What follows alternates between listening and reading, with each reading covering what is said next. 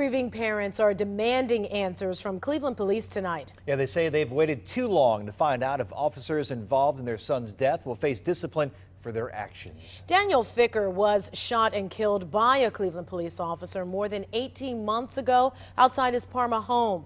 Investigator Sarah Buttison has followed this story from the beginning. And Sarah, his parents had a lot to say to you.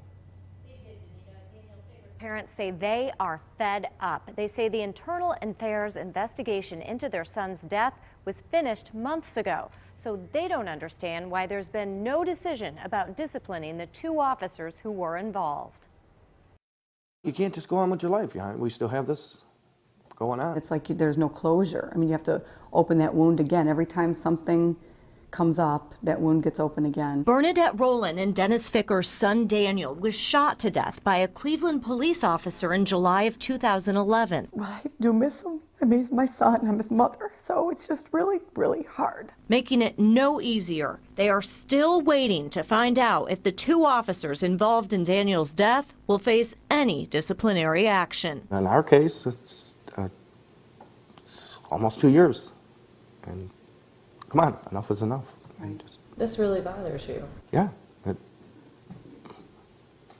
more than bothers me. Our 2-month investigation reveals that we are dealing with a systemic failure in the Cleveland Police Department. Especially after seeing it take Ohio Attorney General Mike DeWine 2 months to release the results of his investigation into the November 29th East Cleveland police chase and shooting that involved 13 officers and left 2 people dead. And all we wanted was a simple answer, and we got nothing. Cleveland police officer Dave Mindek was off duty when he called Matthew Kraska about a possible burglary during a party at his home.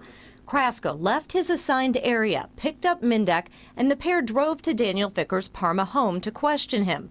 Kraska and Ficker got into a fight that ended when Kraska shot him. Mindek was accused of doing little to stop the fight and left the scene after the shooting.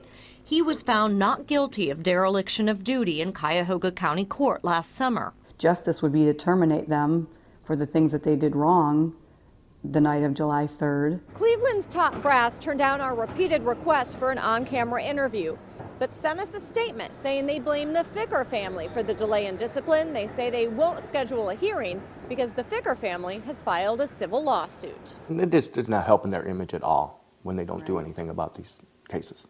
It just doesn't help them. It doesn't help their case at all. Bernadette and Dennis say their lawsuit should not be an excuse to delay discipline. I'm not going to rest until we get what we're looking for, so it just keeps me going. We're not going to give up this fight. I don't care if they think we're leaving. We're not leaving. We're not going anywhere till we see justice. The Ficker family's attorney says internal affairs investigators recommend firing Dave Mindek and found Kraska broke several rules. Right now, both officers are still on the force, but Cleveland police say they have limited contact with the public and do not respond to emergency calls. On your side, I'm investigator Sarah Buttison, News Channel 5.